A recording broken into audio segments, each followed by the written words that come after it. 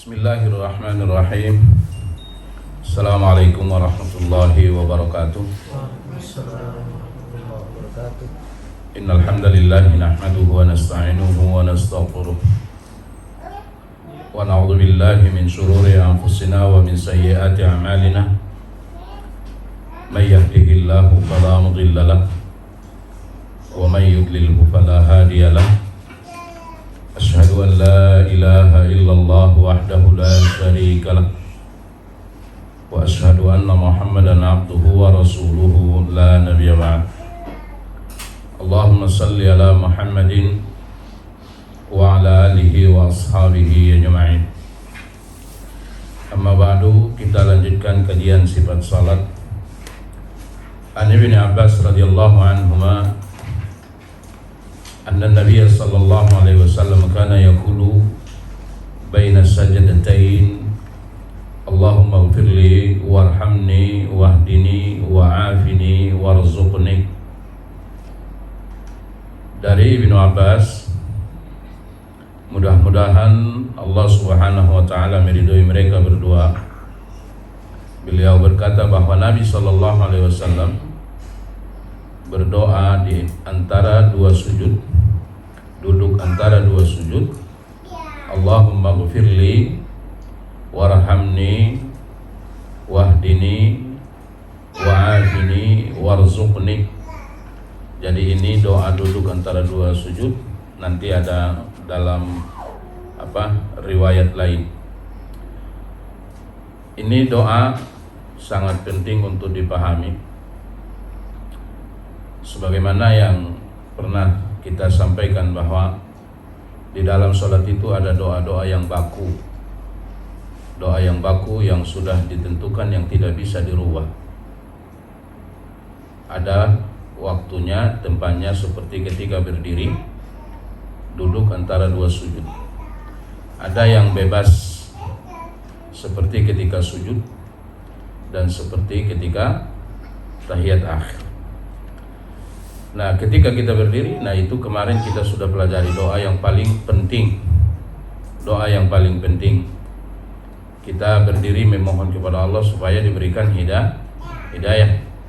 Nah, sebelumnya perhatikan kita memuji Allah Subhanahu wa taala.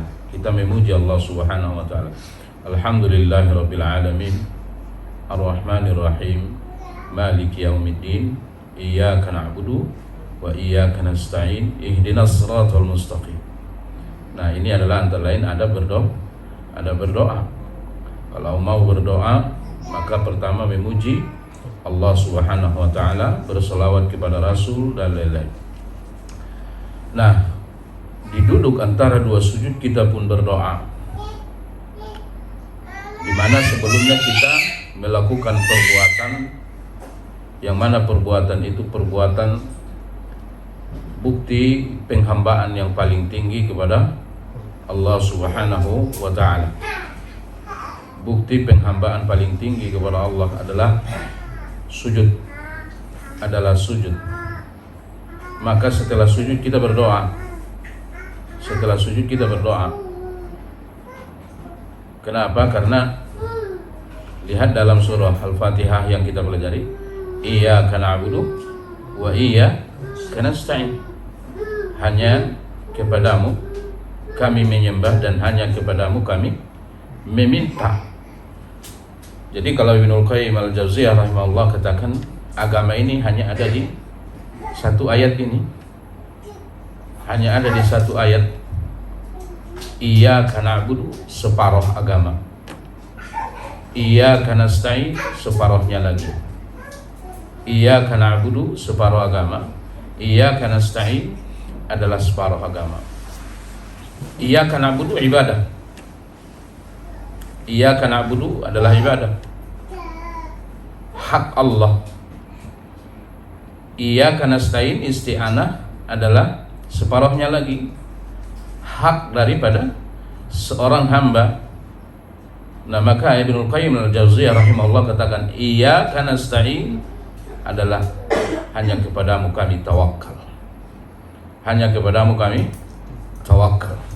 Nah, tawakal kepada Allah adalah cara yang paling jitu untuk isti'anah kepada Allah. Tawakal kepada Allah adalah cara yang paling hebat untuk mendapatkan, untuk meminta kepada Allah.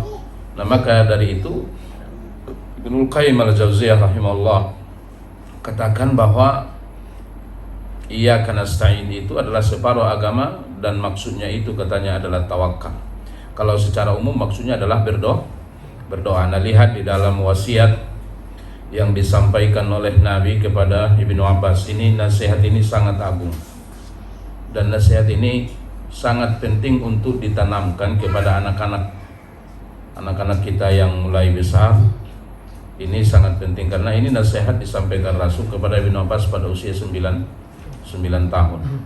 Harus ditanamkan benar-benar karena ini sangat intim. Maka ulama sangat banyak menyusun kitab tentang wasiat hadis yang satu ini. Apa kata Nabi kepada Ibnu Abbas? Ya ghulam. Nah, ghulam itu anak kecil, anak yang belum dewasa. Itu dalam bahasa Arab bahasanya ghulam. Kalau udah dewasa, rojul. Dia remaja atau dia dewasa itu ada dua bahasanya, rojul atau dia syabun. Syabun itu dari usia 35 sampai 40, itu sabun. Nah, kalau sudah 40 ke atas itu ajuz atau syekh, ya. Nah, ini yang dimaksud itu dari segi bahasa. Kalau dia adalah ghulam, dia anak yang mumayyiz, anak yang mumayyiz. Kalau anak itu sudah mumayyiz, dia beribadah, dia dapat pahala nggak dari ibadahnya? Mumayyiz, seperti hadis Nabi, suruh anakmu pada usia 7 tahun sholat. Suruh anakmu pada usia 7 tahun sholat. Kalau udah 10 tahun nggak sholat, pukul dia. Nah, usia anak 7 tahun kan mayoritas pendapat orang kalau dia sholat dia nggak dapat pahalanya, yang dapat orang tuanya. Iya kan? Nggak begitu. Dia dapat pahalanya, orang tuanya dapat pahalanya juga. Usia mumayyiz seperti itu. Tapi kalau dia melakukan dosa, dia usia mumayyiz, dia nggak dapat dosa. Tapi kalau dia melakukan kebaikan, melakukan sholat dan lain-lain, dia dapat pahala. Orang tuanya dapat pahala karena dia sudah mumayyiz, sudah bisa membedakan mana yang baik, mana yang buruk. Coba kalau bawa ke warung, suruh milih jajan, dia udah tahu mana yang mau dia, mana yang nggak mau. Nah, ini buktinya dia mumayyiz. Nah, ini usia begini dinamakan dengan ghulam.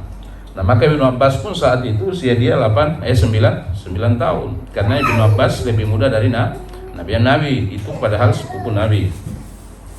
Apa kata Nabi kepada dia? Ya ghulam, usika inni uallimuka kalimat. Hai anak kecil, aku ingin mengajarimu dengan beberapa kalimat, beberapa nasihat yang sangat penting. Beberapa nasihat yang sangat penting. Apa nasihatnya itu? Kata Rasulullah, ihfadillaha yahfadka. Ihfadillaha yahfadka. Jaga Allah, maka Allah jaga engkau. Jaga Allah, maka Allah akan menjagamu. Nah, ini nasihat yang pertama. Dan ini yang harus diajarkan kepada anak-anak, ditanamkan supaya mereka meyakini dengan keyakinan yang bagus. Jaga Allah, maka Allah pasti jaga engkau. Kalau engkau lupakan Allah, maka Allah pasti lupakan engkau. Nah, jadi artinya bagaimana menjaga Allah? Apa yang dimaksud dengan menjaga Allah? Pertama, beriman pada Allah. Yang kedua, beribadahlah kepada Allah. Beribadahlah kepada Allah. Lakukan semua perintahnya. Yang ketiga, tinggalkan semua larangannya. Tinggalkan semua larangannya. Berikutnya, jaga agamanya dengan cara apapun yang bisa kau lakukan menjaganya. dengan cara mempelajari agamanya, dengan cara mengajarkan agamanya, dengan cara memfasilitasi orang belajar agamanya. Ini adalah cara menjaga agama Allah. Nah, kalau kita jaga Allah, maka Allah akan pasti jaga kita. Apanya kita yang dijaga Allah? Pertama, Allah jaga diri kita. Allah jaga diri kita, maka Allah katakan Allah akan turunkan malaikat. Apa Pak? Malaikat yang menjaga orang yang beriman. Allah jaga diri kita dari mara bahaya, ya kan?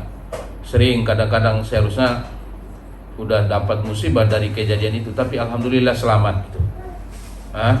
Jadi Allah jaga diri kita dari mara bahaya. Ini yang dimaksud Allah menjaga. Yang kedua, apanya kita yang dijaga Allah? Allah jaga imanmu. Allah jaga imanmu sehingga tetap beriman dengan baik. Allah jaga dirimu, maksudnya yang ketiga, Allah jaga amal ibadahmu sehingga tetap mampu beribadah. Berikutnya apa kita yang dijaga Allah? Allah jaga keluargamu. Allah jaga keluargamu. Maka hal yang paling luar biasa untuk menjaga keluarga adalah dengan beribadah. Nah, seperti yang kita pelajari kemarin, Nabi katakan, kalau kau pergi musafir, hal yang paling baik engkau tinggalkan untuk harta dan keluargamu adalah meninggalkan sholat 2 rakaat, melakukan sholat sunnah safar 2 rakaat. Nah, ini yang paling baik, karena kita kan di dalam di dalam kehidupan ini diwajibkan berikhtiar. Bukan tawakal saja, diwajibkan berikhtiar. Kalau ndak ikhtiar, tawakal saja, itu namanya jabariyah. Itu sesat. Ada orang tawakal saja, tidak mau melakukan ikhtiar. Itu namanya jabariyah. Tidak boleh. Ada juga dia hanya percaya pada ikhtiarnya. Ikhtiar, dia tidak tawakal. Itu bukan orang beriman juga. Karena Allah katakan, "Walallahi falyatawakkalu in kuntum mu'minin." Hanya kepada Allah seharusnya kalian bertawakal kalau kalian orang beriman. Maka tawakal ini separuh agama. Nah, jadi ada orang yang dia hanya percaya pada ikhtiarnya, dia tidak percaya pada tawakal. Ini namanya qadariyah. Yang benar siapa? Ahlus sunnah. Yang benar adalah ahlus sunnah. Ahlus sunnah bagaimana? Wajib tawakal dan wajib ikhtiar. Ini ahlus sunnah. Wajib tawakal, wajib ikhtiar. Ikhtiar itu berapa macam? Ikhtiar itu 3 macam. 2 yang diperbolehkan, 1 diharamkan. Apa ikhtiar yang diperbolehkan? Yang pertama dinamakan ikhtiar syar'i. Adalah ikhtiar syar'i. Nah, apa contohnya itu ikhtiar syar'i? Secara umum contohnya ikhtiar syar'i, beribadahlah engkau kalau mau hidup dengan baik. Kalau ingin mendapatkan kebaikan-kebaikan, maka beriman dan sembahlah Allah. Nah, ini makna umum daripada ayat kalimat yang pertama itu. Nah, kalau surga saja dapat dengan ibadah, bagaimana dengan dunia? Yang dunia ini diberikan Allah kepada orang kafir juga. Tapi surga, nikmat sesungguhnya Allah tidak berikan kecuali kepada orang yang beribadah, orang yang beriman dan beribadah. Maka ikhtiar syar'i secara umum, semua ibadah itu adalah ikhtiar syar'i untuk mendapatkan apa yang diinginkan. Nah, lihat, maka dari itu di dalam susunan ayat suratul Fatihah, iyyaka na'budu wa iyyaka nasta'in. Jadi tidak didahulukan iyyaka nasta'innya. Yang didahulukan iyyaka na'budunya. Karena kalau mau meminta, beribadah dulu. Beribadah dulu. Maka lihat di dalam surah Maryam Allah bercerita tentang cerita orang soleh yang mereka berdoa langsung Allah kabulkan doa Zakaria, doa daripada Ayub. Lalu di akhir doa itu Allah katakan, kenapa begitu? Mereka berdoa langsung Allah terima doanya. Innahum kanu yusari'una fil khairat. Mereka itu adalah orang yang selalu segera dan semangat dalam beribadah. Nah, jadi ikhtiar syar'i itu secara umum adalah melakukan semua ibadah. Maka dari itu Allah katakan, man amila salihan min dzakarin aw untha wa huwa mu'min falanuhyiyannahu hayatan thayyibah. Siapapun laki-laki dan perempuan yang beriman yang melakukan amal salih, maka aku akan pasti berikan kepada mereka kehidupan yang baik. Nah, ini namanya ikhtiar syar'i. Contoh berikutnya ikhtiar syar'i yang secara khusus, ada beberapa yang secara khusus. Umpamanya apa kata Nabi? Kata Nabi, kalau kau mau rezeki, sholatlah yang benar. Kan gitu. Kalau begitu sholat itu ikhtiar enggak? Ikhtiar apa? Ikhtiar syar'i. Maka Allah katakan, fa idza qudiyatis shalah fantashiru fil ardi wabtaghu min fadlillah. Kalau udah selesai sholat, bertebaran di muka bumi, cari karunia Allah. Dalam ayat lain Allah katakan, la taqtulu auladakum khasyata imlaq nahnu narzuquhum wa iyyakum. Jangan bunuh anakmu karena takut miskin. Kami yang kasih dia rezeki, kamu juga saya yang kasih rezeki, kata Allah. Yang penting wa'mur ahlaka bis shalah. Wa'mur ahlaka bis shalah wastabir 'alaiha. Nah, ini ikhtiar syar'i namanya. Kalau sakit, apa ikhtiar syar'inya? Nabi katakan, kalau kau sakit, ruqyah dengan ruqyah syar'iyah. Kalau kau sakit, apa kata Nabi? Obati sakitmu dengan sedekah. Obati sakitmu dengan sedekah. Nah, jadi ada beberapa ikhtiar syar'i yang direkomendasikan Allah dan Rasulnya. Nah, maka dari itu, mana lebih kuat ikhtiar syar'i dari ikhtiar akli? Adalah ikhtiar syar'i. Syar'i. Yang kedua ada ikhtiar akli. Ada ikhtiar akli. Apa yang dimaksud dengan ikhtiar akli? Di mana sebab atau ikhtiar itu logis dan dia adalah halal. Nah, ini namanya ikhtiar akli, dan ini diperintahkan, wajib dilakukan. Nah, contoh sakit, ikhtiar aklinya apa? Obat. Obat apa? Obat herbal, baik itu obat kimia. Nah, ini secara logis bisa menyembuhkan secara sebab karena Allah menciptakan segala sesuatu dengan sebab, sekalipun Allah mampu menciptakan sesuatu tanpa sebab. Cuman karena Allah menciptakan segala sesuatu karena sebab, maka ikhtiar ini wajib dilakukan. Ikhtiar logis ini, ikhtiar akli ini wajib dilakukan. Nah, kalau sakit ya ke dokter lah, itu logis. Berobatlah dengan herbal, itu logis. Berobatlah dengan kimia, itu logis. Butuh uang, bekerjalah. Karena pekerjaan biasanya menghasilkan uang, itu logis. Itu logis dan itu dibolehkan. Nah, jadi ikhtiar yang kedua itu dinamakan dengan ikhtiar akli. Ikhtiar yang bisa secara logika menerima bahwa itu bisa menjadi sebab kita mendapatkan apa yang kita inginkan. Itu namanya ikhtiar akli. Ikhtiar yang ketiga ini yang dinamakan dengan ikhtiar yang diharamkan, tidak boleh. Apa? Ikhtiar syirki. Di dalam agama dilarang. Logikanya juga nggak masuk logika, tapi bisa jadi kenyataan, iya kan? Contoh, kamu mau sembuh nggak? Iya, mau sembuh. Sini, saya bikin gelang. Dengan gelang ini kamu sembuh.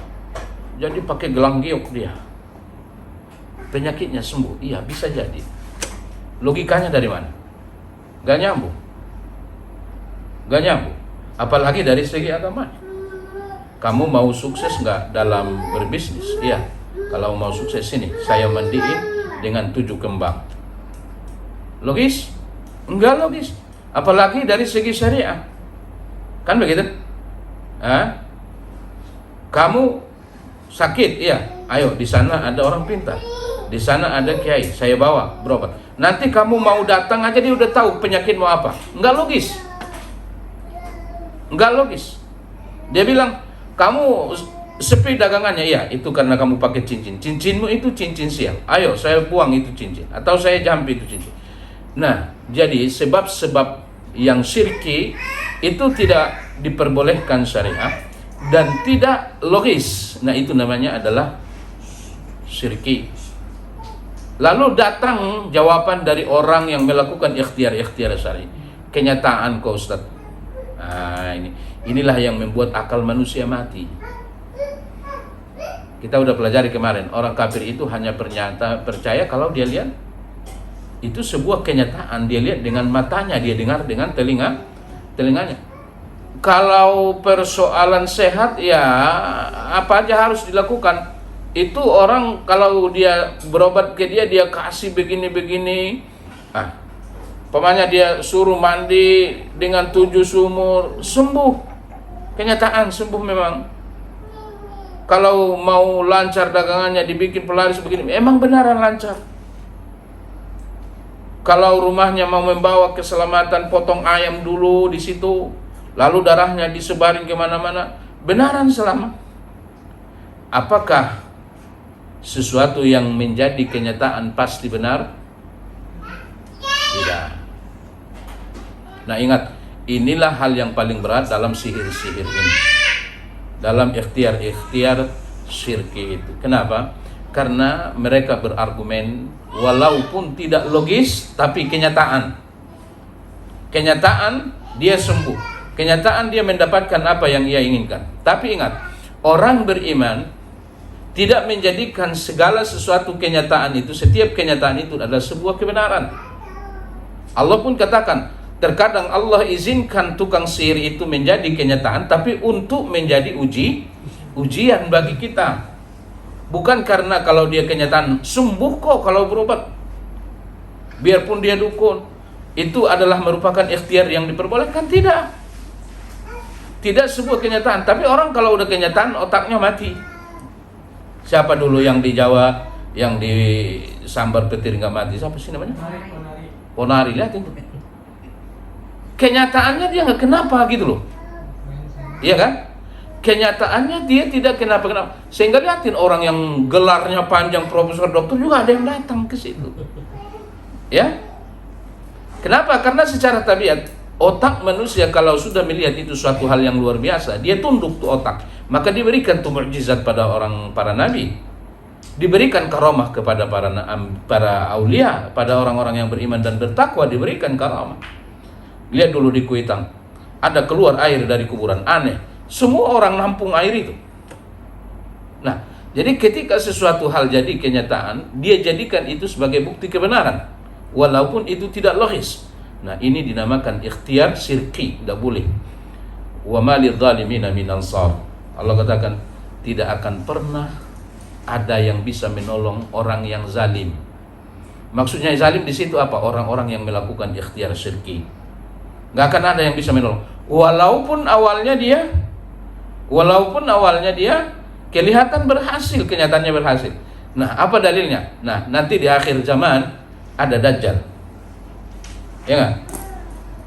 Dajjal artinya apa? Dajjal pembohong. Iya kan? Tapi nanti Dajjal ini menjadi fitnah terbesar. Kenapa Dajjal menjadi fitnah terbesar? Karena setiap apa yang dia katakan jadi kenyataan. Sebelum terjadi hari kiamat sudah dekat, Allah suruh langit itu, jangan turunkan hujan darimu wahai langit sepertiga. Dan turun hujan sepertiga dari langit, maka bumi pun tidak menumbuhkan tumbuh-tumbuhannya sepertiga.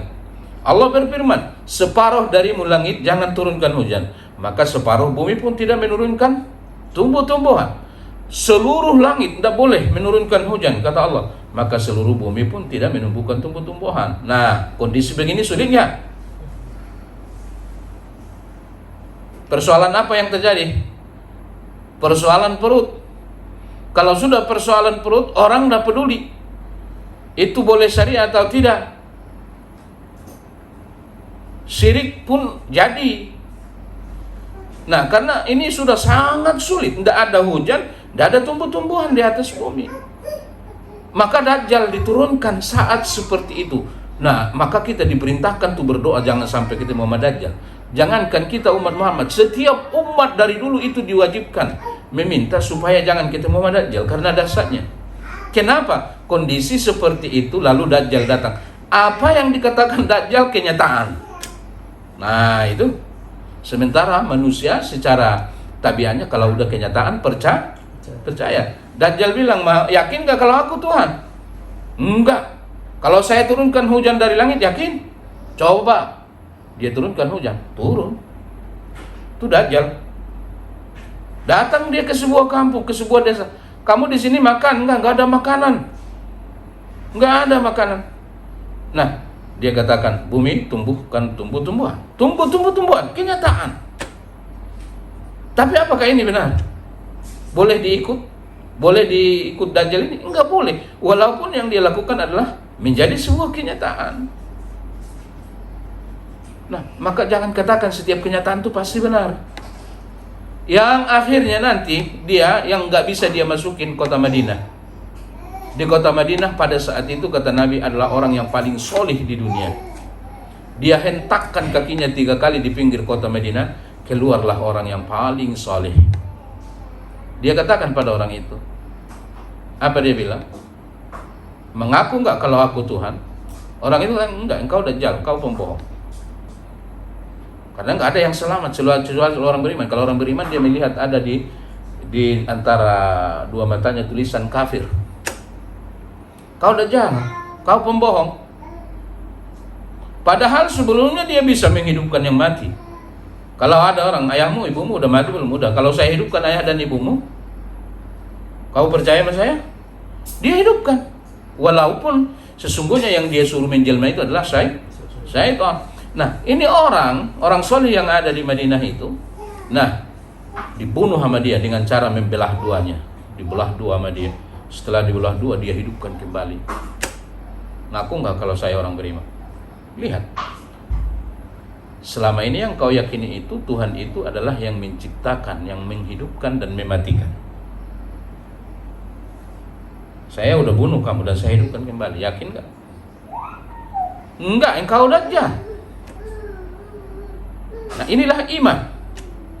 Iman itu tidaklah menjadi patokan kebenaran bagi dia, sebuah kenyataan. Tapi patokan kebenaran bagi orang beriman, apa kata Allah, apa kata Rasul. Dia bunuh lagi itu orang. Dia hidupkan lagi sampai 3 kali. Yang ketiga kali dia katakan, ngaku enggak kalau saya Tuhan. Orang itu katakan, enggak, engkau bukan Tuhan, engkau Dajjal. Dia bunuh. Dia enggak mampu membunuhnya. Pada waktu yang ketiga itu, dia enggak mampu membunuhnya. Nah, disinilah mula-mulanya terbongkar kedok Dajjal. Bahwa semua apa yang dilakukan Dajjal bukanlah kemampuan dia semata, itu adalah karena dia dijadikan Allah sebagai ujian. Nah, dia nggak bisa lagi membunuhnya, Allah tidak izinkan. Nah, di saat itu dia lari, dia bersembunyi di Masjidil Aqsa, dan nggak lama turunlah Nabi Isa. Nah, ini 3 ikhtiar. Jadi ikhtiar syar'i, ikhtiar akli, ikhtiar syirki. 1 yang haram, 2 diperintahkan. Yang 2 ini mana yang lebih kuat? Ikhtiar syar'i. Kenapa? Karena Allah dan Rasulnya yang merekomendasikan ikhtiar syar'i itu. Nah, ini yang harus kita lakukan. Nah, kita kembali kepada tadi. Kalau kau jaga Allah, maka Allah akan menjagamu. Allah akan menjagamu. Apanya yang dijaga Allah? Diri kita dijaga Allah dari mara bahaya. Yang kedua, Allah jaga agama iman kita. Allah jaga ibadah kita sehingga kita mampu beribadah. Seterusnya Allah jaga keluarga kita. Allah jaga harta kita. Dan yang terakhir di dunia ini, Allah jaga kita di saat sakarat. Nah, itu luar biasa. Allah jaga di saat sakarat. Allah turunkan malaikat menjaga iman kita, menjaga akidah kita. Allah katakan, jangan takut dengan mati, kau akan masuk surga. Hilanglah rasa takutnya karena diperlihatkan surga. Jangan sedih meninggalkan harta dan keluargamu. Jangan sedih meninggalkan harta dan keluargamu, karena Allah yang akan menjaganya. Nah, ini nasihat yang pertama. Nasihat yang keduanya, ihfadillah tajidhu tujahak. Jaga Allah. Kalau kau jaga Allah di saat kau susah, kau pasti temukan Allah. Dalil bahwa kehidupan ini pasti berganti antara yang baik dengan yang tidak baik, antara yang disukai dengan yang tidak disukai. Maka ada di dalam riwayat lain, hadis ini bunyinya, ingat Allah di saat kau senang, maka Allah akan ingat kau di saat kau sempit. Nah, jadi jaga Allah, maupun di saat kau senang maupun kau di saat sulit. Maka setiap kali kau menemukan masalah, engkau akan temukan Allah sebagai pembelah. Nah, ini nasihat. Ini nasihat. Nah, apa dalilnya itu? Nabi Yunus begitu, ia ada di dalam kesulitan di perut ikan.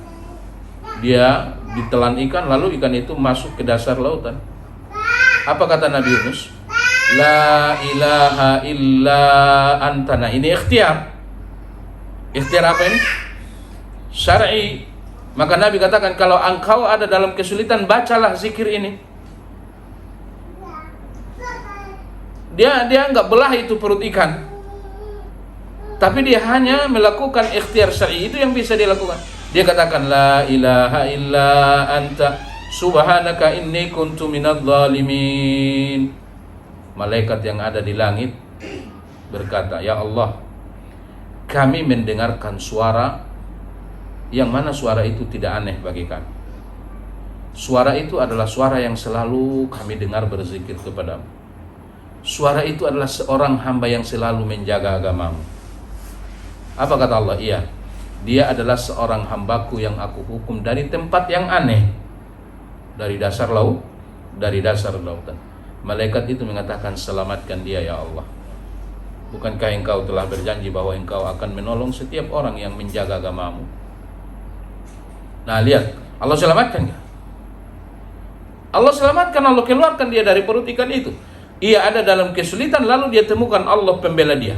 Logika mana yang mengatakan dia selamat? Enggak ada. Enggak ada. Beda, lihat juga Fir'aun sama-sama kasusnya mereka di laut. Karena kematian yang paling menyakitkan itu tenggelam di laut. Maka orang tenggelam di laut, kalau dia orang beriman, itu syahid. Itu syahid. Maka itu hukuman yang Allah berikan kepada Yunus. Apa kata Allah? Seandainya Yunus semasa sebelumnya bukanlah orang yang bertasbih kepada Allah, bukanlah orang yang selalu menjaga agama Allah, saya akan taruh dia di perut ikan itu sampai hari kiamat, kata Allah. Maka ulama tafsir berdalil, ikan itu ada sekarang sampai hari kiamat, dia nggak mati. Karena Allah katakan, saya akan taruh dia di perut ikan itu sampai hari kiamat. Nah, lihat bagaimana ikhtiar syar'i ini sangat luar biasa mengeluarkan dia dari. Nah, yang sama, yang juga kasusnya tenggelam di laut, siapa? Fir'aun. Nah, dia mau beriman gak di situ? Mau beriman. Allah katakan, orang kafir itu kalau tenggelam pasti akan beriman. Fir'aun aja mau beriman, tapi Allah enggak menolong dia.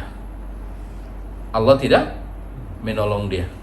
Maka Jibril bilang, Muhammad, seandainya kau tahu bagaimana sibuknya saya ketika Fir'aun tenggelam di laut.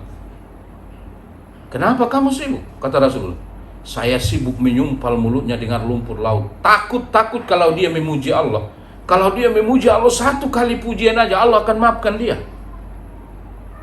Nah, lihat, dia tidak menemukan Allah di saat kesulitan itu. Kenapa? Karena sebelumnya dia bukan orang yang menjaga agama Allah, maka dia enggak selamat. Yang selamat apanya? Badannya doang. Itu pun Allah selamatkan supaya iktibar bagi orang yang hidup. Selain itu badan tentaranya habis semua, jasadnya hilang, tidak ada yang selamat. Tapi Allah katakan, aku hanya selamatkan badanmu wahai Fir'aun supaya menjadi iktibar bagi manusia sampai hari kiamat. Nah, dia nggak selamat. Kenapa? Karena selama ini dia bukan orang yang menjaga Allah. Nah, apa kata Nabi berikutnya? Nasihat yang ketiga, idza sa'alta fas'alillah. Apabila kau meminta, mintalah pada Allah. Wa idza sta'anta fasta'in billah. Apabila ingin meminta tolong, minta tolonglah sama Allah. Apa perbedaan meminta dengan meminta tolong? Meminta di situ sama sekali tidak ada andil kita. Tidak ada andil kita. Itu namanya meminta. Kita nggak punya itu sama sekali. Nah, kalau kita sakit, yang kita butuh apa? Kesembuhan. Kalau begitu, itu namanya meminta. Tapi aneh kalau kita sakit, yang paling cepat kita ingat apa? Obat. Yang paling cepat kita ingat apa? Dokter. Nah, ini salah. Ini salah. Sesungguhnya obat dokter itu adalah ikhtiar akli. Yang Anda butuhkan itu adalah sembuh. Kalau sembuh itu adalah Allah. Maka Ibnul Qayyim katakan, tawakal ini separuh agama. Kenapa? Karena semua kebutuhan kita itu ada di dalam nama dan sifat Allah. Maka apapun yang Anda butuhkan, maka tawakallah pada Allah. Allah akan kasih. Jangan lihat dirimu. Jangan lihat ikhtiarmu. Ikhtiar itu hanya sebab saja. Nah, maka lihat, Nabi katakan, ini sangat dalam maknanya, kata Nabi, kalau kau ingin meminta, mintalah sama Allah. Baru setelah dilakukan ikhtiar yang dua macam tadi. Meminta kepada Allah. Wa idza sta'anta fasta'in billah. Apabila engkau meminta tolong. Nah, meminta tolong apa maksudnya itu? Sesungguhnya di situ ada andil kita. Nah, contoh kita pergi musafir atau kita bepergian dari rumah, kita naik kendaraan, kita nyetir kendaraan. Dalam menyetir kendaraan ini butuh pertolongan enggak? Butuh pertolongan. Karena kalau Allah sudah selamatkan, sudah selamat. Maka ada doa menyetir kendaraan. Kalau kita keluar dari rumah untuk melakukan ikhtiar, butuh pertolongan enggak? Ya butuh. Supaya Allah tolong kita di dalam melakukan ikhtiar itu. Maka ada, segala sesuatu ada doanya. Segala sesuatu ada doanya. Nah, maka dari itu Nabi katakan, idza sa'alta fas'alillah, idza sta'anta fasta'in billah. Segala-galanya harus nomor satu. Nah, kita kembali kepada hadis yang tadi. Jadi kata Ibnu Abbas adalah Rasulullah sallallahu alaihi wasallam apabila ia duduk di antara dua sujud. Nah, lihat kalau kita duduk di antara dua sujud, apa yang kita lakukan sebelumnya? Sujud. Ini adalah merupakan ibadah yang paling agung dari segi jasadiyah. Kenapa kita sujud? Karena setelah sujud ini kita akan meminta. Kita akan meminta. Meminta apa? Meminta beberapa hal yang sangat penting dalam kehidupan dunia akhirat. Yang kalau kita rangkum semua apa kebutuhan kita ada di dalam doa ini. Nah, apa yang pertama doanya? Lihat. Subhana rabbiyal a'la, kita sujud tuh. Kita taruh di tempat yang paling rendah wajah kita. Pembuktian penghambaan paling tinggi. Kita katakan Subhana rabbiyal a'la, subhana rabbiyal a'la. Selalu setelah itu kita bangkit dengan duduk sangat sopan. Kaki kanan diluruskan. Kaki kiri dimasukkan ke bawah pantat dan duduk di atas kaki kiri. Mata menghadap ke tempat sujud. Dua tangan telapak tangan dia taruh di atas dua lutut. Indah nggak? Indah. Sopan. Nah, posisi atau kondisi seperti itu kita berdoa. Apa doanya? Pertama, Rabbighfirli. Subhanallah. Inilah permintaan yang sangat penting. Kalau Allah ampuni kita, selesai nggak semua urusan? Selesai. Dapat nggak itu surga?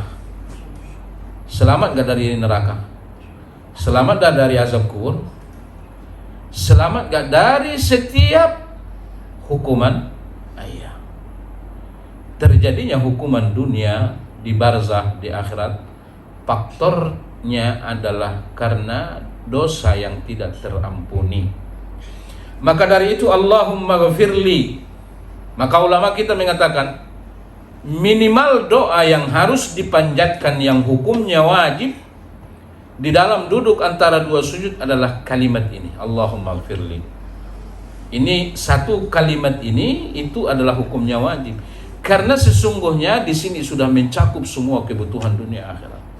Allahumma ghafirli, Allahumma sturni. Ini yang pertama maknanya.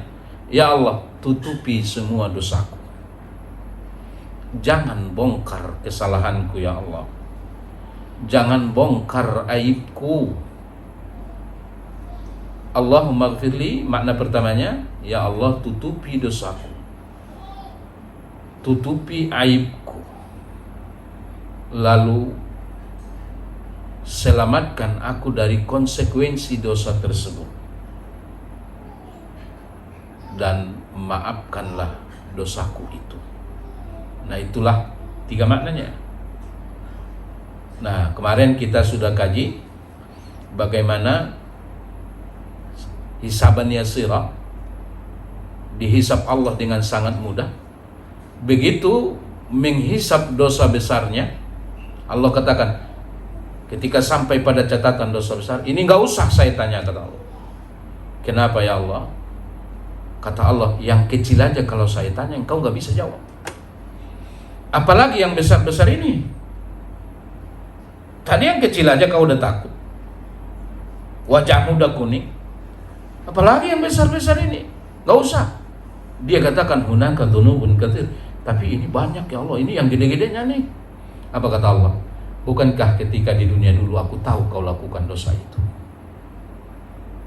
Aku lihat, aku dengar, aku catat ketika di dunia. Iya ya Allah. Tapi kan aku tidak permalukan kau ketika di dunia. Aku gak bongkar itu dosa. Aku tidak bongkar itu dosamu ketika di dunia, ya kan? Ia bilang, iya ya Allah, memang kau gak permalukan aku dengan dosaku. Di dunia dosamu ini aku tidak bongkar, aku tidak permalukan engkau dengan dosa yang kau lakukan ini. Maka hari ini aghfirulak, hari ini aku ampuni semuanya. Inilah Allahumma gfirli. Itulah Allahumma gfirli. Ya Allah, selama di dunia ini ampunilah, tutupilah semua dosaku. Maka antara lain nikmat yang paling mahal dari Allah, antara lain dosa kita Allah tutupi. Kalau begitu kita lakukan dosa, dihukum Allah seperti orang Yahudi dulu. Datang malaikat turun, ditulis di depan pintu, tidak bisa dihapus. Setiap orang yang lewat baca. Repot nggak? Repot. Allah tutupi. Nah inilah Allah maghfirli makna yang pertama. Di akhirat pun dia dihisab dengan formalitas. Allah panggil sini dengan suara yang sangat lembut, penuh dengan kasih sayang. Orang tidak ada yang dengar kata-kata dia, dialog dia dengan Allah itu. Inilah yang dimaksud tutupi dosa. Nah, jadi Allahumma gfirli, ya Allah tutupilah dosa-dosaku, jangan permalukan aku dengan dosa tersebut. Selamatkan aku dari konsekuensi dosa itu. Jadi ada orang yang dosanya masih ada, belum dimaafkan, tapi Allah tidak hukum dia. Allah tidak hukum dia. Repot Pak, kalau begitu kita melakukan dosa langsung datang malaikat yang gebukin. Iya kan? Begitu melakukan dosa, ada malaikat yang datang mukulin. Repot. Nah, jadi ya Allah, tutupi dosaku, tutupi aibku, dan selamatkan aku dari hukumannya, dan maafkanlah aku dari dosa tersebut. Nah, itu yang dimaksud dengan Allahumma ghafirli. Warhamni, sayangi aku. Kalau Allah sayangi, kira-kira apa yang didapatkan?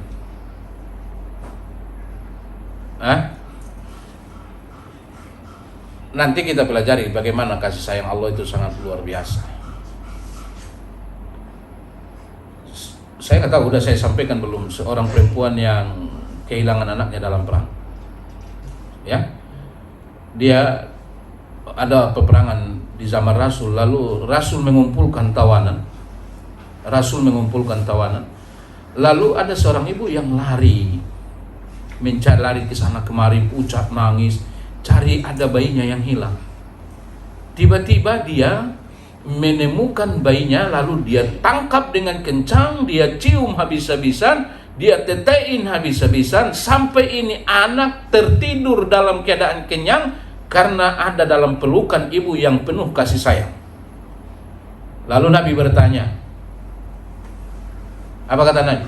Sahabatku, menurut kalian itu ibu mau nggak buang anaknya ke api yang besar? Ya Rasulullah, bagaimana mungkin dia itu buang? Lihatlah bagaimana ia sangat mencintai anaknya. Sahabatku, Allah jauh lebih mencintai hambanya dibanding ibu itu kepada anaknya itu. Itu berapa kasih sayang tuh? Baru satu kasih sayang yang dibagi seluruh makhluk awal akhir dunia. Begitulah contoh kasih sayang seorang ibu terhadap anaknya. Yang 99 kasih sayang itu di mana? Nanti di surga. Maka Bapak lihat itu kalau di dalam Al-Quran, Ar-Rahman itu selalu pakai alif lam. Kenapa? Karena semua makhluk mendapatkan kasih sayang ini. Tapi kalau Ar-Rahim kadang pakai alif lam, kadang enggak. Kenapa? Karena ini khusus hanya bagi orang yang beriman. Di surga 99. Maka Allah katakan menyambut orang yang masuk surga, salamun qaulan mir rabbir rahim, bukan mir rabbir rahman. Coba bayangin itu 99, baru satu diturunkan kasih sayang itu di dunia.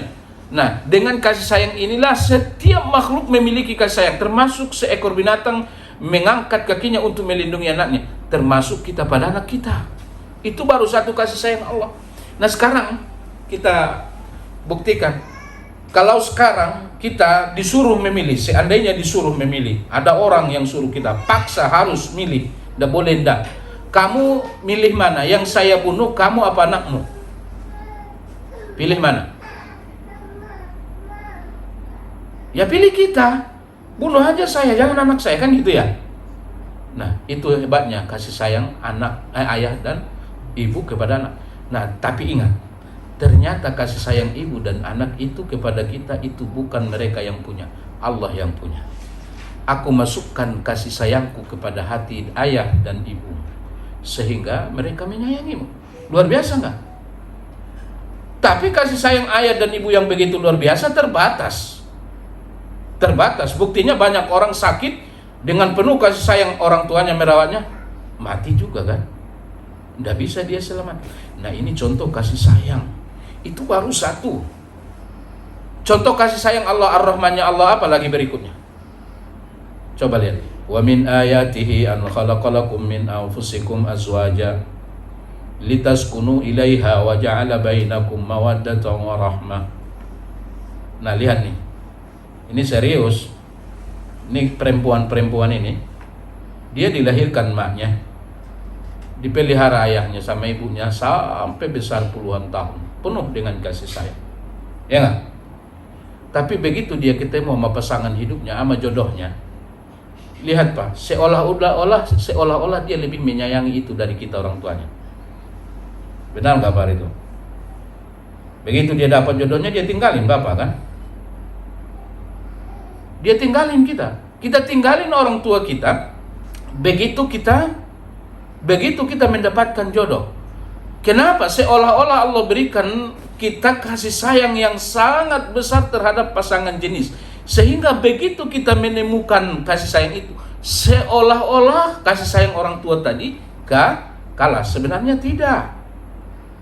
Maka Allah katakan wa min ayatihi an khalaqalakum min anfusikum azwajan. Di akhirnya Allah katakan bahwa Allah ingin memberikan rahmat kepadamu.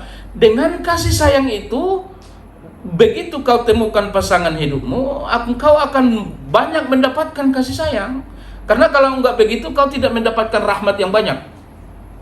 Nah, benaran begitu dia menikah, nah, dia dapat anak, dia dapat cucu, anaknya 10, cucunya 50, luar biasa nggak? Rezekinya bagus. Nah, maka lihat, pintu rezeki seseorang, rahmat Allah kepada seseorang akan terbuka kedua setelah ia menikah. Itulah yang jadi sebab jangan heran kok besar banget cinta saya sama suami saya, besar banget cinta suami saya sama saya. Itu bukan cinta dia sesungguhnya, itu rasa cinta Allah yang Allah tanamkan kepada orang lawan jenis. Pernah lihat nggak ayam jantan berantem sama ayam betina? Nah itu, kalau nggak dikasih sayang itu, lawan jenis repot dunia ini. Jantan sama jantan berantem, iya. Betina sama betina berantem, iya. Tapi binatang, lawan jenis tidak pernah berantem. Sapi, betina sama jantan tidak pernah berantem. Tapi jantan sama jantan berantem, betina sama betina berantem. Kenapa? Itu adalah bentuk kasih sayang Allah. Nah inilah antara lain yang dimaksud dengan rahmat. Nah jadi, warhamni, ya Allah, sayangi aku. Sayangi aku. Artinya apa? Kalau Allah sayangi kita, maka Allah semakin berikan kepada kita rahmat yang banyak. Kalau Allah sayangi kita, Allah akan berikan kepada kita rizki, rahmat, nikmat yang banyak. Warhamni maksudnya berikutnya sayangi aku. Setelah dia maksudnya warhamni, kalau Allah sayangi kita, Allah berikan kepada kita rahmat yang banyak. Warhamni artinya berikan aku kemampuan untuk melakukan ibadah. Berikan aku kemampuan untuk melakukan ibadah. Tidak ada orang yang mampu melakukan ibadah kecuali orang yang disayang Allah. Tidak ada. Tidak ada orang yang beriman kecuali orang yang disayang Allah. Warhamni artinya yang kedua, ya Allah berikan aku kemampuan dalam beribadah. Warhamni berikutnya ketiga, beri aku kemampuan meninggalkan dosa. Nah ini baru dua kalimat. Insyaallah kita lanjutkan pada kesempatan yang akan datang. Ini harus dipahami maknanya karena ini adalah doa yang harus benar-benar dihayati ketika kita membacanya. Jadi Allahumma ghafirli, ya Allah, maksud artinya ya Allah tutupilah dosa-dosaku. Tutupilah dosa-dosaku. Selamatkanlah aku dari konsekuensi, dari hukuman dosa itu. Maafkanlah dosaku semuanya. Warhamni, sayangi aku ya Allah. Artinya berikan aku rahmat-rahmat. Maka di dalam arti depaknya kalau lihat makna Ar-Rahman maha pemurah, bisa diartikan maha penyayang. Itu tidak kontradiktif. Kenapa? Karena orang yang penyayang pasti pemurah, itu pasti itu. Nah maka dari itu berikan kepadaku rahmat-rahmat. Berikan kepadaku kemampuan untuk melakukan ketaatan kepadamu. Berikan kepadaku kemampuan untuk meninggalkan maksiat kepadamu. Itulah makna warhamni. Insyaallah kita lanjutkan pada kajian berikutnya. Ada pertanyaan silakan. Ya Ustaz. Ya. Tadi kan apa namanya? Ada kata-kata jagalah Allah maka Allah akan jaga kita. Nah, ini sempat terjadi perdebatan di medsos terkait menjaga Allah itu. Ya, kenapa sih Allah mesti jaga gitu kan? Allah Maha Kuasa, Maha Kuat gitu kan. Bahkan dia menyatakan kalau begitu Allah tuh lemah kan, sehingga harus dijaga oleh makhluknya. Nah ini gimana menurut Ustaz? Semuanya nyambung sama ini. Terus yang kedua tuh yang kata-kata sebagian orang menafsirkan kalimat nisyan itu sebagai Allah tuh melupakanmu. Apakah Allah punya sifat lupa gitu kan? Masa ya Allah punya sifat lupa gitu? Itu gimana? Pertama, jaga Allah. Ini hadis muncul di mana? Muncul di tengah-tengah sahabat. Ya kan? Lalu siapa yang paling paham dengan hadis ini? Ya tentu sahabat. Sahabatlah yang paling paham tentang hadis ini. Ini disiplin dalam memahami tafsir dan memahami hadis. Jadi kita tidak boleh langsung mengambil pemahaman orang-orang mutaakhir yang sudah jauh dari kebenaran. Ya, karena tidak mungkin ulama sekarang itu, orang mutaakhir sekarang, apalagi mereka yang berbicara dengan logika, lebih tahu tentang mana ayat dan hadis daripada para sahabat yang mana Al-Quran dan hadis itu keluar untuk merespon kehidupan mereka. Nah, maka dari itu, supaya selamat pemahaman terhadap Al-Quran dan hadis, maka yang pertama sekali harus dilakukan adalah bagaimana sahabat memahaminya. Nah, lalu kita lihat bagaimana sahabat-sahabat, bagaimana tabi'in, bagaimana tabi'in, bagaimana ulama-ulama mu'tabar mengartikan yang dimaksud ihfadillah ini. Jadi tidak boleh didengarkan kata-kata orang yang membawa pada kesesatan. Ihfadillah, banyak yang senada dengan itu. Antara lain kata Allah, innallaha la yansuru man yansuruhu.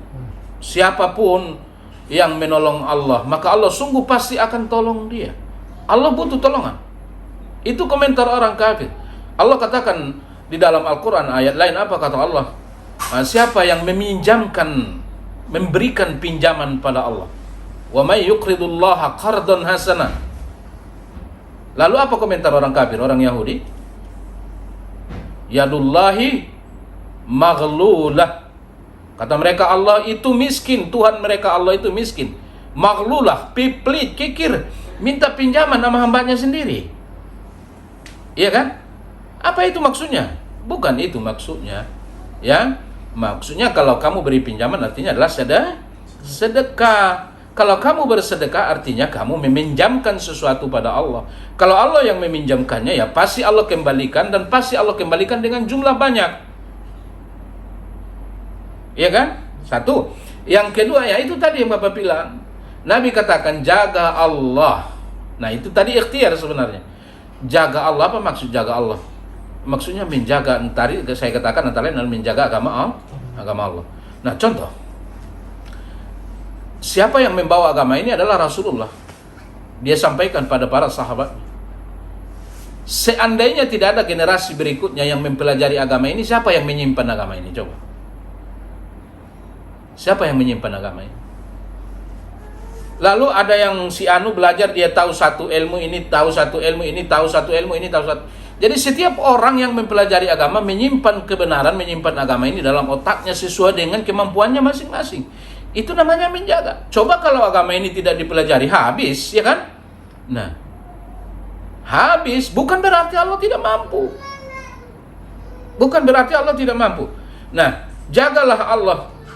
Bagaimana ayat hadis ini ditafsirkan oleh semua ulama-ulama yang benar, dari sahabat, tabi'in sampai ulama-ulama kita sekarang yang jujur mengartikan bahwa yang dimaksud jagalah Allah dengan pengertian yang tadi, bukanlah berarti karena Allah butuh penjagaan, enggak.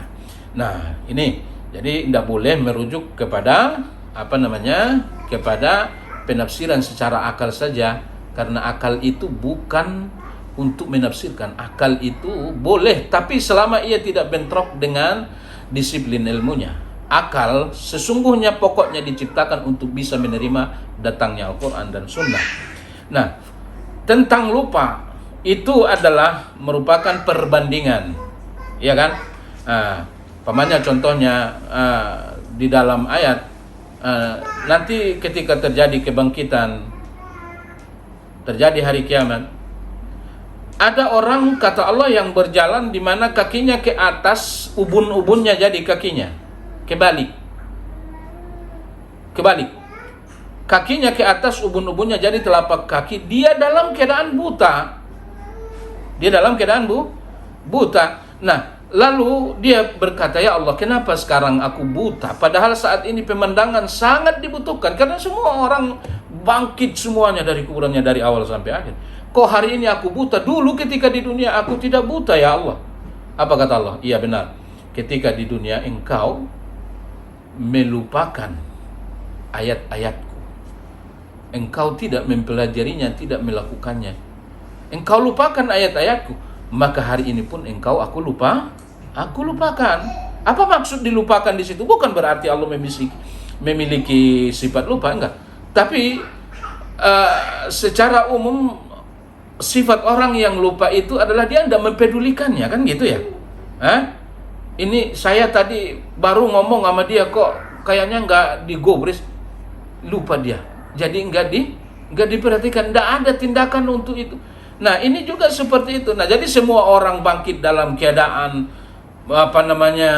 bisa melihat, tapi dia kepalanya ke bawah, matanya buta. Dia merasa bahwa dia seperti orang yang dilupakan di antara sekian orang yang berjalan dengan baik dan mereka mula punya penglihatan yang baik. Maka Allah katakan, dulu ketika di dunia kau lupakan aku. Ada Al-Quran kau tidak peduli, tidak kau baca, tidak kau pelajari. Maka hari ini pun aku lupakan engkau. Bukan berartinya Allah lupa. Ketika di dunia dia melupakan Allah, maka di akhirat pun Allah seolah-olah melupakan dia. Jadi tidak ada pertolongan Allah. Nah itu bukanlah Allah memiliki sifat lupa. Ya, Allah. Ada lagi? Ya. Ayo. Ya Pak, kalau misalnya ini berobat kan katanya ikhtiarnya itu yang bagus ya. Misalnya kita berobat membeli air doa di tempat pengobatan tradisional gitu, dia terkenal dengan air doa gitu, misalnya kayak untuk menyembuhkan apa gitu, boleh nggak ya? Ruqyah ada syar'i, ada yang syirki. Ya, ruqyah. Nah, jadi ruqyah yang syirki itu apa? Ruqyah yang syirki itu, pengobatan yang syirki itu yang pertama ya lihat dari ruqyahnya, apa yang dia baca. Dia qomat kamit, iya. Kita juga qomat kamit, tapi kita baca Al-Qur'an. Nah, sekarang dia qomat kamit. Maka Imam Syafi'i ketika ditanya itu pengobatan syar'i atau tidak, kita tidak bisa jawab kalau kita tidak dengarkan dan tahu apa yang dia baca. Iya kan? Tahu. Karena pengobatan itu, yang pengobatan syirik itu macam-macam. Ada yang bacaannya tidak jelas. Ya, tidak jelas. Satu, bahasanya tidak dimengerti, seperti sim salabin. Bahasa apa tuh? Itu bahasa setan. Atau dia ditulis dengan tulisan Arab. Maka banyak orang berhujjah, tulisan Arab kok Ustaz, tapi lihat kebalik, ya enggak? Ini juga tidak benar. Terkadang dia baca itu ayat. Tapi ada di sana etikat. Itikat. Lihat gak ada orang membaca ayat surah Maryam di gereja? Lagi viral ya? Iya kan? Iya kan? Ada lagi viral kemarin memperingati tahun baru. Ya, hari Natal kemarin mereka membaca surah Maryam, Al-Quran mereka baca di gereja itu. Tapi setelah dia baca cerita Isa di dalam surah Maryam itu, dia sambung dengan bahasa yang tidak dimengerti. Nah ini kesesatan. Maka hati kalau orang kafir aja bisa baca Quran. Lihat ada. Nah seterusnya ada mereka itu membacanya dengan bacaan yang benar, ayatnya dia baca benar, tapi ada itikadnya. Apa itikadnya? Ada keyakinan dia di dalam. Kalau keyakinan dia umpamanya ini adalah kata-kata setan. Nah, intinya yang pertama sekali sebelum kita bisa melihat itu, dilihat dari orangnya. Orangnya orang yang benar bertakwa enggak? Orang yang soleh enggak? Orang yang sesuai sunnah enggak yang dia lakukan gitu ya? Ada orang bilang, Ustaz saya ada di sana orang pintar. Waktu anak saya yang itu anak saya yang terakhir kan nggak bisa dengar, nggak bisa bicara. Ada sono kiai Ustaz, kalau saya bawa, ya nggak usah deh bawa Ustaz, nih sekarang sini namanya deh saya catat, nama sama foto saya catat terus sama ayahnya, salah. Kalau mau ke sono juga nanti kita dekat aja, dia udah tahu apa ini penyakitnya, bagaimana. Nah ini kan dinamakan dari segi bahasa dinamakan orang pintar, tapi sebenarnya kenapa dia dikatakan orang pintar, yang datang ke situ orang bodoh kan gitu ya. Nah jadi ini diyakini suatu hal yang benar. Kenapa? Karena dia itu mengobati dengan ayat-ayat Al-Quran. Saya kemarin katanya berobat di situ, saya bawa istri saya, tapi istri saya nginap di situ. Nah, terus kenapa harus nginap? Ya itu nggak tahu saya. Boleh nggak itu? Enggak. Sesuai syariat nggak? Enggak kan? Mereka bukan aja Nabi, mereka bukan mahri. Nah, jadi pertama untuk lebih mudah mengenali itu, kenalin orangnya. Dia orang yang akidahnya selamat atau tidak, dia orang soleh atau tidak. Nah, maka dari itu ya sering saya katakan, kalau kita sakit, yakinlah dengan keyakinan sendiri, dengan agama kita sendiri, dengan Al-Quran, ruqyah dengan yakin tanpa ragu, lalu tawakal kepada Allah. Ya, ruqyah itu adalah itulah tadi ikhtiar syar'i. Apa yang saya baca Ustaz? Fatihah itu adalah ayat ruqyah. Apa aja.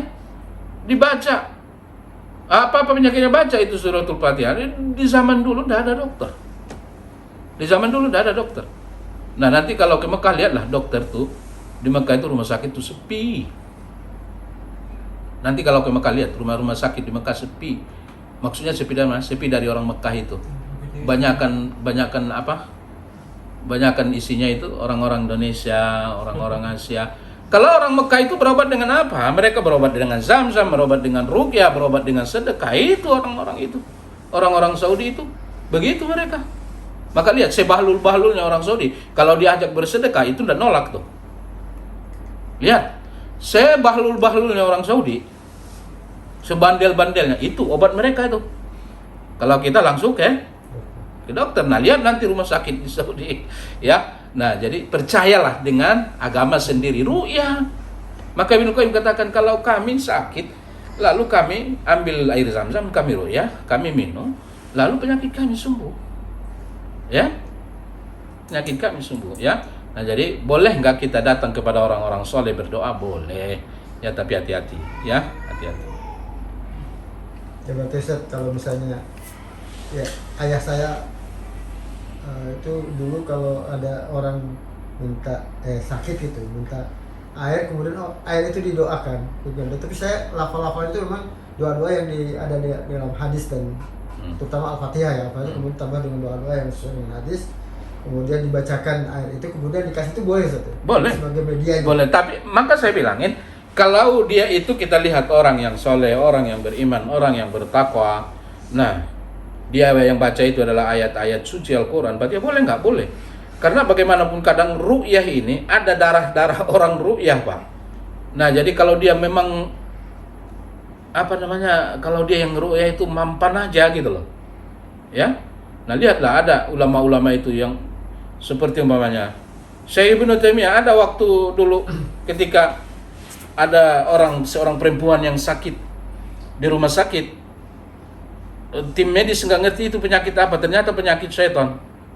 Lalu didatangi Syekh Ibnu Taimiyah meminta supaya diruqyah. Apa kata Syekh Ibnu Taimiyah? Bilangin sama setan itu saya yang suruh keluar. Nah, cuman begitu. Nah, utusan ini datang, Syekh tidak bisa datang, tapi saya bilang ya antum harus keluar.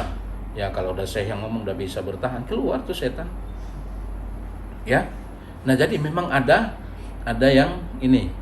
Bapak kalau lihat ada di YouTube ada namanya Ustadz Nuruddin, pernah lihat?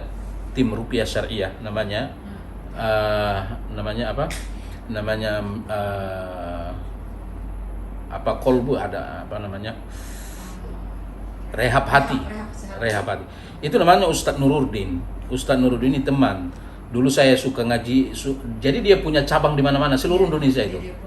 Nah, mereka itu ada kajian setiap bulan. Saya suka kasih kajian itu dulu di Cibubur sana. Ustadz Nuruddin ini seluruh keluarganya tukang sihir. Seluruh keluarganya tukang sihir. Ayahnya paling hebat, adeknya juga. Maka adeknya lama gila. Dia lama di Mekah, Pak. Dia lama di Mekah bekerja. Tapi dengan keadaan keluarga yang suka gemar dengan ilmu-ilmu sihir, nah dia tertarik mempelajari ruqyah. Allah berikan kepada dia keberkahan. Nah, jadi kadang-kadang keberkahan ini kita tahu diberikan Allah lewat siapa? Maka bolehkah meminta doa kepada orang soleh? Boleh, selama itu orang soleh adalah orang yang masih hidup. Cuma kalau udah mati jangan datangi ke kuburnya minta, tidak boleh. Nah, ini Ustadz Nuruddin ini ya karena semangat yang tinggi untuk mengimbangi keluarganya yang menjadi tukang sihir. Dia belajar ruqyah akhirnya berkah ruqyahnya berkah. Nah, itu meruqyah sampai ke negara-negara, ke Cina, kemana itu sebentar udah di luar negeri meruqyah. Kenapa? Karena memang terkadang Allah berikan keberkahan itu secara khusus kepada orang-orang tertentu, termasuk dalam masalah ruqyah ini ya. Nah, tapi biarpun begitu ya kita ruqyah sendiri diri kita. Nah ya, kita ruqyah sendiri diri kita. Nah, lihat orang-orang taat seperti Ibnu Taimiyah tadi. Nggak usah datang dia, kirim salam aja masih tanya udah keluar. Nah, itu tergantung dari keberkahan yang Allah berikan ya. Saya tahu satu lagi terkait dengan tadi nyambung sama sini. di surat Toha kan disebutkan apa ketika Nabi Musa bertemu dengan para pesihir saja. Qalu ya Musa imma an tulqiya wa imma an nakuna awalaman alqa. Dan qala bal alqu.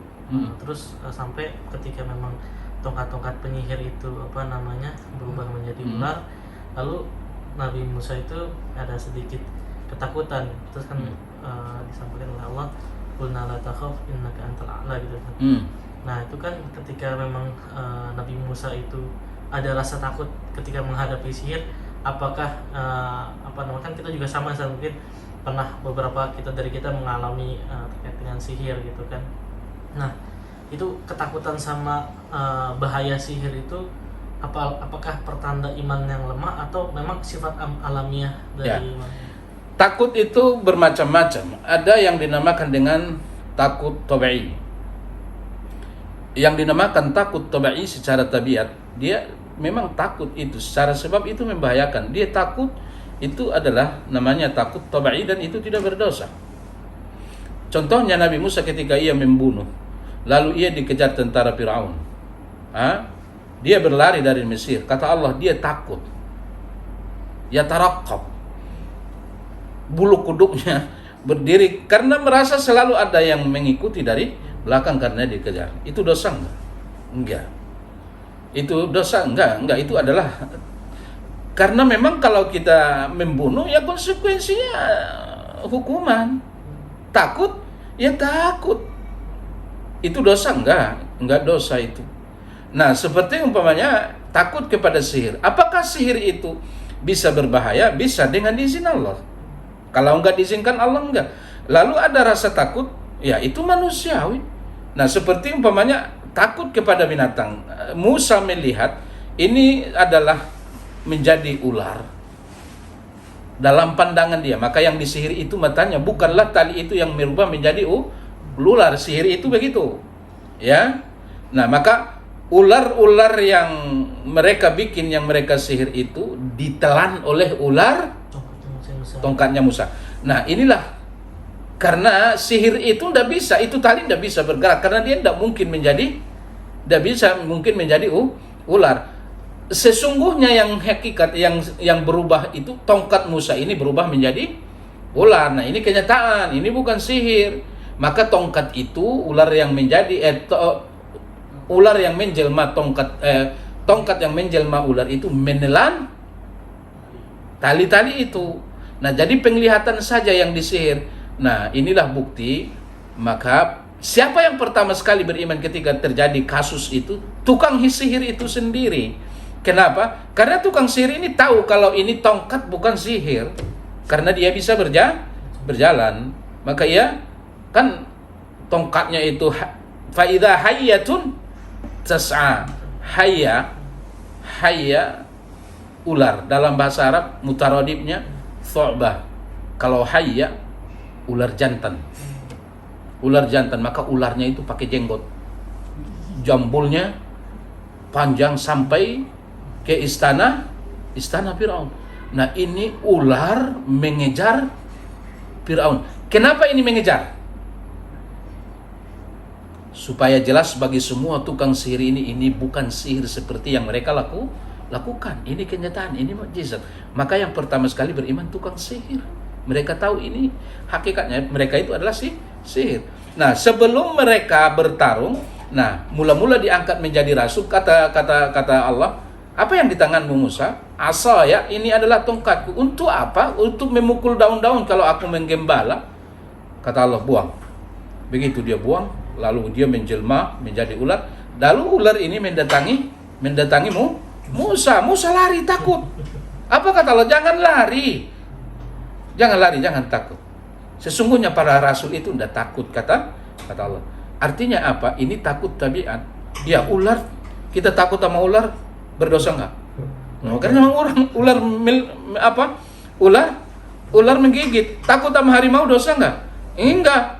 Kenapa? Karena ini adalah secara sebab memang membahayakan. Nah, ini takut tabiat namanya. Takut yang tidak berdosa.